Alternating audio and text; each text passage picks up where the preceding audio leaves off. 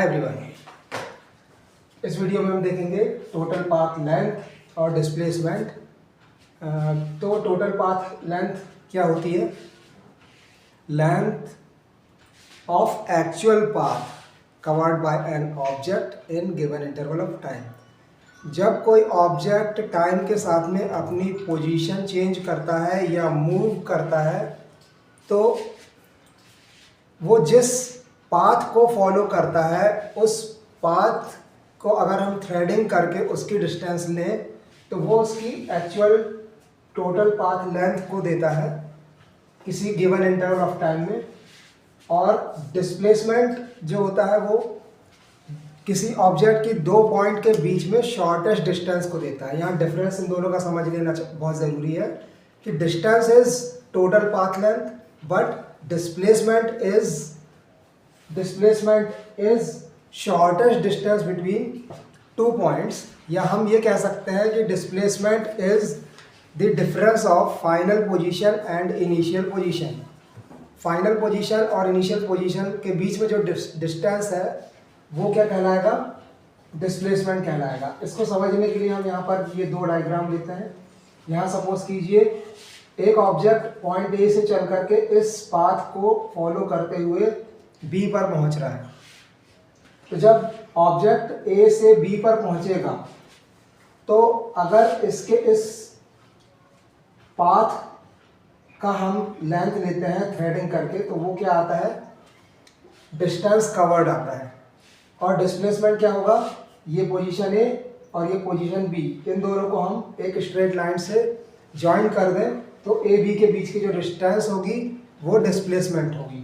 इसी तरह से अगर कोई ऑब्जेक्ट किसी सर्कुलर पाथ में मूव करता है तो उसका जो डिस्टेंस होगा वो इस पाथ के या इस सर्किल के सरकमफेरेंस के इक्वल होगा, बट इसका डिस्प्लेसमेंट ज़ीरो हो जाएगा क्योंकि इस कंडीशन में इनिशियल पोजीशन ऑब्जेक्ट की और फाइनल पोजीशन दोनों सेम है। तो इनिशियल पोजीशन और फाइनल पोजीशन यानी ऑब्जेक्ट जहाँ था वापस वहीं आ गया, मतलब उसने कोई डिस्प्लेसमेंट नहीं किया है। There is null deflection in the motion of the object. तो इस केस में डिस्प्लेसमेंट ज़ीरो होगा बट डिस्टेंस क्या होगी? इस पाथ की लेंथ यानी circumference of the circle. Speed, किसी मूविंग ऑब्जेक्ट की स्पीड क्या होती है हम यहाँ देखते हैं। अगर कोई ऑब्जेक्ट मोशन में है तो उसकी स्पीड को हम कैसे डिफाइन करते हैं? उसकी स्पीड को हम डिफाइन करते हैं कि उसने कितनी टोटल पाथ लेंथ ट्रैवल की है एक गिवन इंटरवल ऑफ टाइम में। यानी हम कह सकते हैं कि स्पीड एक रेशियो है। किसका रेशियो है? टोटल पाथ लेंथ का टाइम टेकन के साथ में या टाइम इंटरवल के साथ में। तो इसकी प्रॉपर डेफिनेशन हम कैसे देंगे? Speed of an object in motion is defined as the ratio of total path length covered by an object in given interval of time। यहाँ हम स्पीड को on the basis of calculus एक और तरीके से डिफाइन कर सकते हैं। Speed of an object is defined by rate of change of position with respect to time. तो स्पीड को हम एक और तरीके से डिफाइन कर सकते हैं। किस तरीके से? Speed of an object is defined by rate of change of position with time, और इसको हम डिनोट करते हैं एस से। यहाँ पर एक्स क्या शो कर रहा है? पोजीशन ऑफ एन ऑब्जेक्ट और पोजीशन ऑफ अ पार्टिकल। तो डी एक्स क्या शो करेगा? पोजीशन में जो चेंज हो रहा है, change in position. D x means change in position and D T is change in time. Time में क्या चेंज हो रहा है? वो डी टी है। और पोजीशन में क्या चेंज हो रहा है? वो डी एक्स है। इसको हम इस तरह समझ सकते हैं कि मान लीजिए कोई पार्टिकल अपनी पोजीशन चेंज करता है ए से बी तक। ये पोजीशन इसकी चेंज हुई, ये पोजीशन इसकी चेंज हुई time T interval D T time में ए से पार्टिकल कहाँ पहुँच गया? बी तक। तो चेंज इन पोजीशन को हम कैसे शो करेंगे? इस टोटल पाथ लेंथ से। और dt क्या है, मान लीजिए यहाँ t इक्वल टू t1 था और यहाँ t इक्वल टू t2 हो गया, तो जो dt होगा वो कितना हो जाएगा, t2 माइनस t1। तो इस तरह से अगर यहाँ पर पोजीशन जो थी वो x1 थी और यहाँ पोजीशन x2 हो गई, तो dx क्या हो जाएगा, x2 माइनस x1। इस तरह से हम x2 माइनस x1 को dx लिख सकते हैं और t2 माइनस t1 को dt लिख सकते हैं, यानी सिंबॉलिक वे में हम स्पीड को लिख सकते हैं dx upon dt, that is rate of change of position with respect to time. Velocity, तो कुछ स्टूडेंट्स स्पीड और वेलोसिटी में कंफ्यूज हो जाते हैं, but there is no way to confuse if you understand the concept properly. तो velocity की पहले हम डेफिनेशन देखते हैं कि वेलोसिटी की डेफिनेशन क्या है, फिर उसको हम एक्सप्लेन करेंगे कि एक्चुअली क्या है, और उसके बाद डिफरेंस भी बताएंगे कि स्पीड और वेलोसिटी में एक्चुअली क्या डिफरेंस है।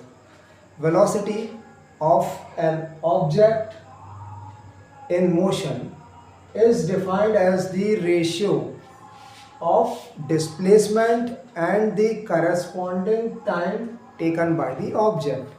अगर कोई ऑब्जेक्ट मोशन में है तो उसके डिस्प्लेसमेंट और उसने जो टाइम लिया है उस डिस्प्लेसमेंट को कवर करने में इनका रेशियो अगर हम निकालें तो ये रेशियो बताएगा कि उस ऑब्जेक्ट की वेलोसिटी क्या है या वो किस वेलोसिटी से मूव कर रहा है। That is, velocity of an object is defined as the ratio of displacement and the corresponding time taken by the object। और जो velocity है वो एक वेक्टर क्वांटिटी है, मीन्स ये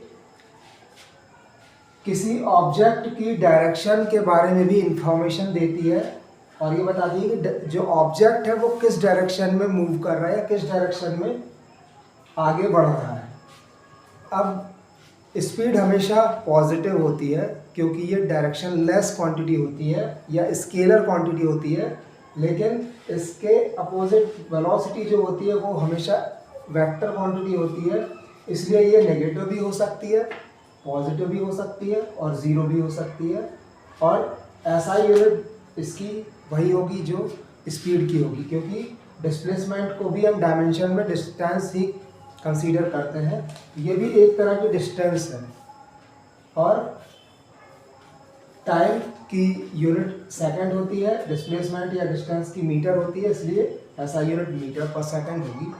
बट अब यहाँ डिफरेंस देखें हम कि वेलोसिटी और स्पीड में क्या डिफरेंस है, तो आप इसके फॉर्मूले से आप डिफरेंस बता सकते हैं कि यहाँ पर जब स्पीड थी तब यहाँ पर क्या आया था, जब यहाँ स्पीड थी तो यहाँ पर जो रेशियो था वो हमने किसका निकाला था, टोटल पाथ लेंथ और टाइम टेकन का।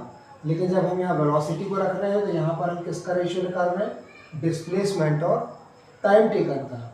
और यही इसके बीच में डिफरेंस है कि जो डिस्टेंस है या पाथ लेंथ है वो हमेशा पॉजिटिव होती है, उसको कभी भी हम नेगेटिव या नेगेटिव नहीं लेते हैं, वो ज़ीरो हो सकती है या फिर पॉजिटिव हो सकती है।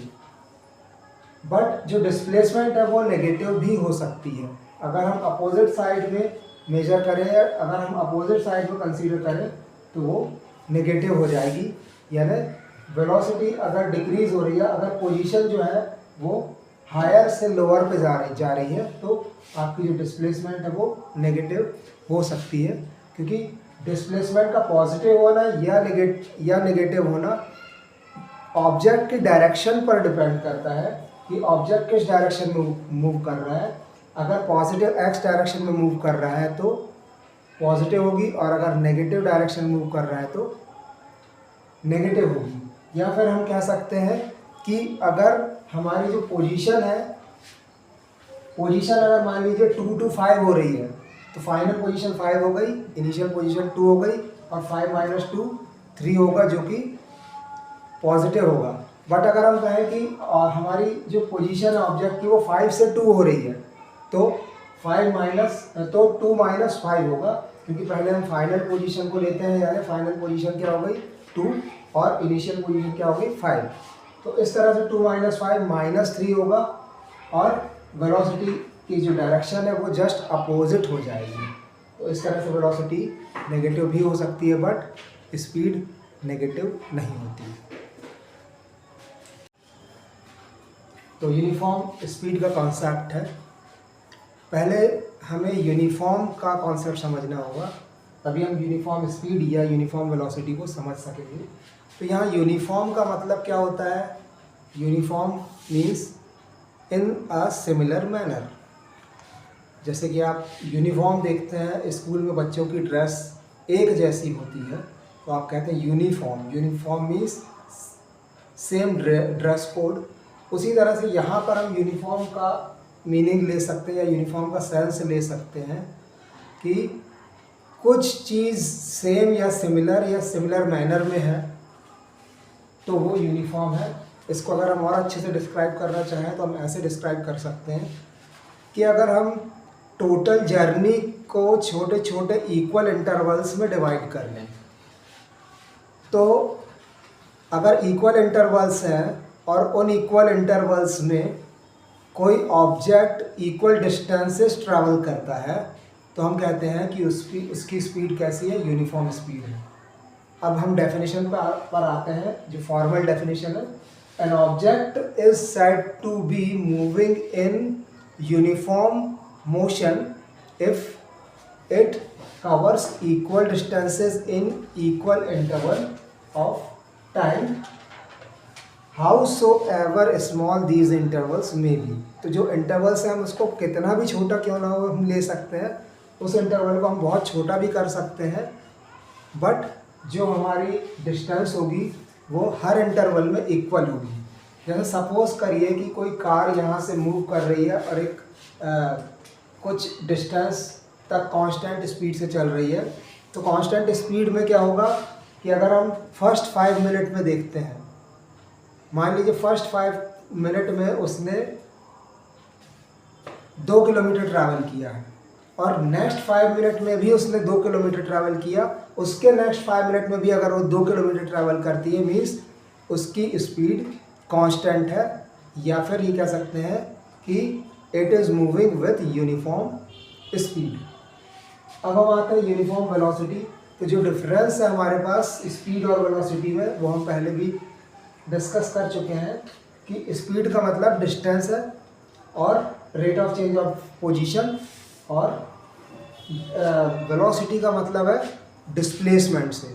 मीन्स यहाँ केवल डायरेक्शन का फ़र्क आ जाता है। स्पीड में डायरेक्शन को मेंशन नहीं करते हैं, लेकिन वेलोसिटी में डायरेक्शन को भी मेंशन करना होता है, डायरेक्शन भी कंसीडरेशन में लेना पड़ता है। तो केवल एक डायरेक्शन के कारण हमें यहाँ वेलोसिटी को अलग से लेना पड़ रहा है स्पीड से। अब यूनिफॉर्म वेलोसिटी को हम डिफाइन कर सकते हैं, an object is said to be moving with a uniform velocity if it undergoes equal displacements in equal intervals of time howsoever small these intervals may be। Same definition है but थोड़ा सा difference है कि यहाँ जो distance था उसकी जगह हमें डिस्प्लेसमेंट लेना है। यहाँ लिखा है if it covers equal distance, यहाँ पर it undergoes equal displacement and equal interval of time. बाकी डेफिनेशन पूरी सेम है। अब वेरिएबल स्पीड की बात करें तो वेरिएबल स्पीड मतलब non uniform speed. Non uniform को भी हम वेरिएबल ले सकते हैं, कह सकते हैं, बोथ आर सेम थिंग। तो वेरिएबल स्पीड को हम दो तरीके से डिफाइन कर सकते हैं। एक तो हम ये कह सकते हैं कि कोई object equal interval of time में अनइक्वल डिस्टेंसेस ट्रैवल कर रहा है, या फिर हम कह सकते हैं कि कोई ऑब्जेक्ट इक्वल डिस्टेंसेस ट्रैवल कर रहा है अनइक्वल इंटरवल ऑफ टाइम में। अगर टाइम इंटरवल अगर हम सेम लेते हैं तो डिस्टेंस डिफरेंट हो जाती है, या अगर हम डिस्टेंसेस डिफरेंट लेते हैं तो टाइम इंटरवल सेम हो जाता है। यानी सेम टाइम इंटरवल में वो अलग अलग डिस्प्लेसमेंट, अलग अलग डिस्टेंस ट्रैवल कर रहा है, तो हम कहेंगे कि वो वेरिएबल स्पीड में मूव कर रहा है। अब वेरिएबल वेलोसिटी में एक कॉन्सेप्ट और ऐड हो जाता है, क्योंकि यहाँ डायरेक्शन भी है। तो पहला तो वही हो जाएगा कि अगर कोई object equal interval of time में अनइक्वल डिस्प्लेसमेंट से गुजरता है तो वो वेरिएबल वेलोसिटी से मूव कर रहा है, या फिर अगर उसकी स्पीड कांस्टेंट है और वो हर पॉइंट पर कंटिन्यूसली अपनी डायरेक्शन चेंज कर रहा है तो भी वो वेरिएबल स्पीड में है, यानी नॉन यूनिफॉर्म मोशन में है।